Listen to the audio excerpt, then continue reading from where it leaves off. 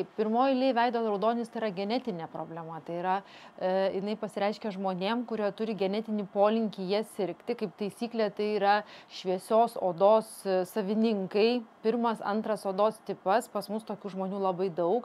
Dėl to ir ši liga paplitusi Lietuvoje maždaug yra apie 10%, kaip ir visoji Skandinavijoje, centriniai Europoje. Tai pirma priežastis yra genetika, tačiau labai didelė įtaka turi ir aplinkos faktoriai.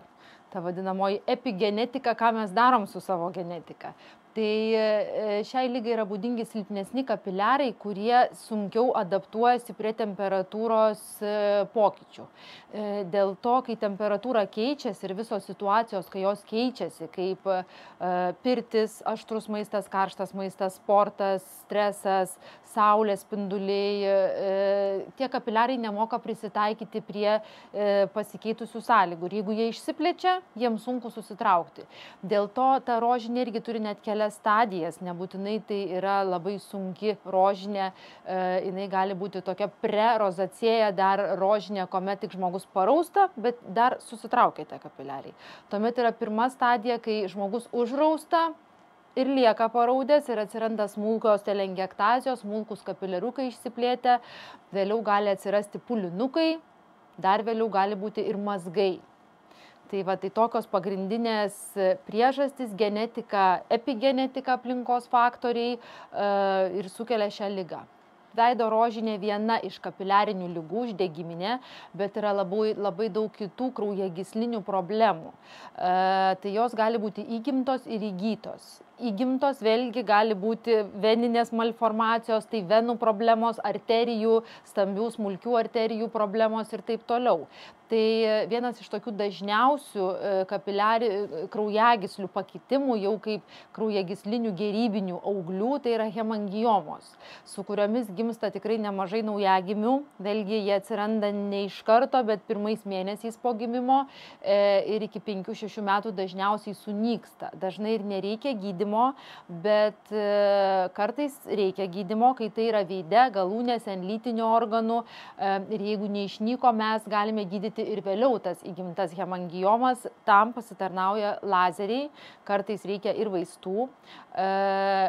Angiomos gali būti ir įgytos, nebūtinai įgimtos, mes jas vadinam angiomomis, tai tokios vyšninės angiomos, smulkios, raudonos, papulės ar mazgeliai, taškeliai tokie, iš tiesų labai daug kas turi ir dažnai žmonės ateina bijodami, kad kažkas yra negero, kad gal tai odos vėžys, bet tai yra gerybiniai odos dariniai, kurie dažniau pasitaiko moterims, ypač dėl kraujagyslių silpnumo, kurį išbalansuoja mėnesinių ciklas, hormoniniai sutrikimai ir net natūralios hormoninės būklės, tokios kaip nėštumas, menopauzė, gali būti skydliaukės ligos, gali būti ir dėl sporto intensyvaus karščio, dažnai ir genetiškai, klausiu aš dažnai, bet jūsų mama gal turi tų kraujagyslių, nes jų kartais būna labai daug, būna ir naudojant kraują skystinančius vaistus ir prie kepenų ligų, tai tos problemos labai lengvai tvarkomos kraujagyslinių lazerių, iš tiesų 1-2 procedūra ir būklė pagerėja, dar greičiau tvarkome negu veido rožinę. Na, veido rožinės gydymas yra toks sudėtingas ir kompleksinis. Iš tiesų, pokalbis su pacientu užtrunka ilgai, jeigu jis pirmą kartą ateina pas dermatologą dėl veido rožinės. Nes dažnai pirmoliai pasakom, kad tai yra neišgydoma, tai labai pacientui stresą kelia, tačiau tai yra valdoma. Tai reiškia, kad tikrai galima pasiekti gerų rezultatų, reikia išmokti gyventi su šita liga ir ją valdyti. Pirmoji ją valdyti tai yra atsisakyti rizikos veiksnių, to, ko gali atsisakyti. Gal galima neiti pirti. Būtina naudoti kremą nuo saulės ir vengti saulės, nesideginti joje. Galbūt maistas galėtų būti netoks aštrus. Na, sportas provokuoja, bet vėlgi čia reikalingas jisai dalykas, bet gal netoks intensyvus. Jeigu yra kitų ligų kaip virškinimo problemos, aukštas kraujo spaudimas, juos reikia koreguoti, tuomet ir ligai bus lengviau. Tada mes prieinam prie odos priežiūros. Kita labai svarbi grandis, turint veido rožinę, reikia teisingai prižiūrėti odą. Mes naudojame medicininę kosmetiką, rekomenduojam savo pacientams su veido rožinę naudoti medicininę kosmetiką raustančiai odai. Labai dažnai ateina pacientai jau naudojantis tą kosmetiką ir sako, nu man nepadėjo, aš nebenaudosiu.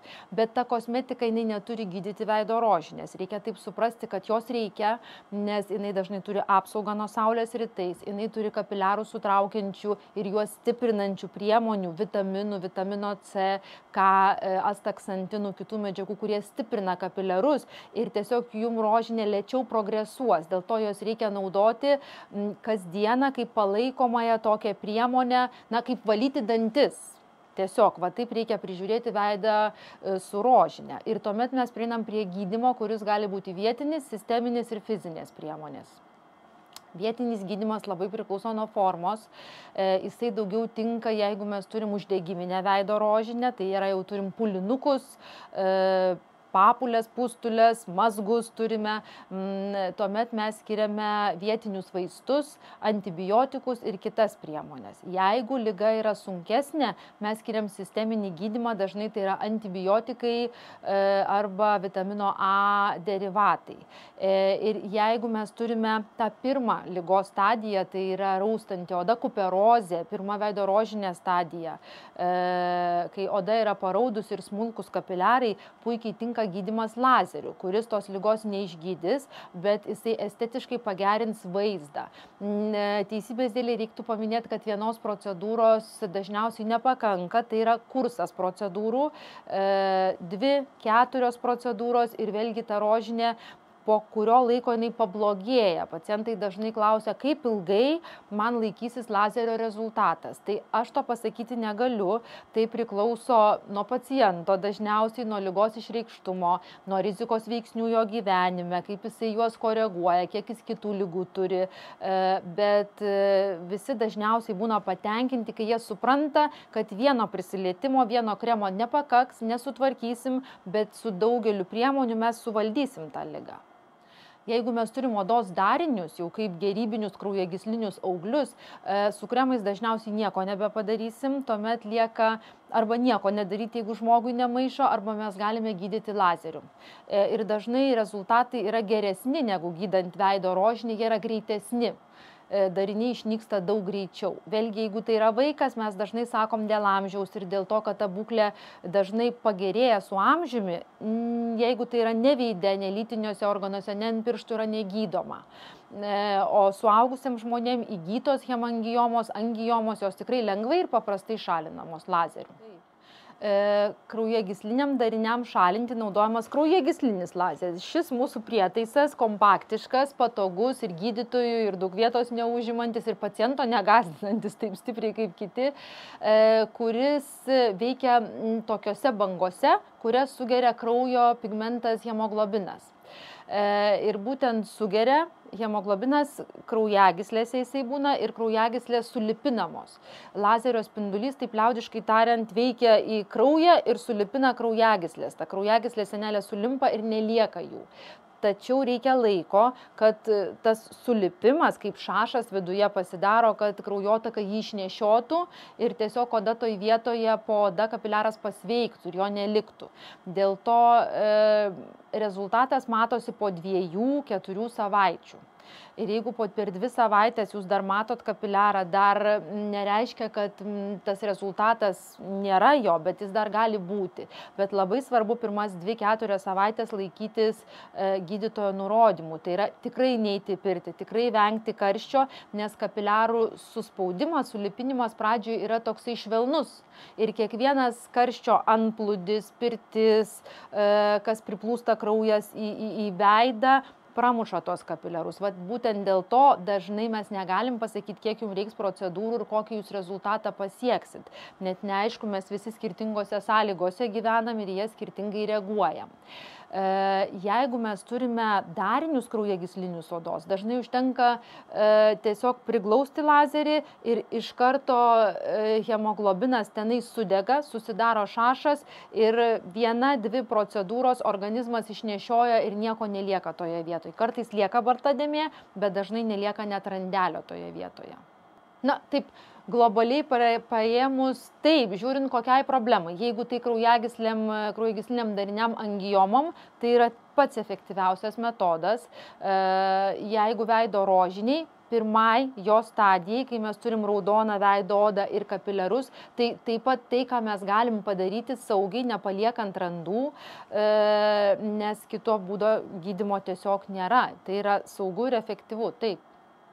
Na, jeigu tai veido rožinė, tai tikrai gali tekti atvykti kelioms procedūroms.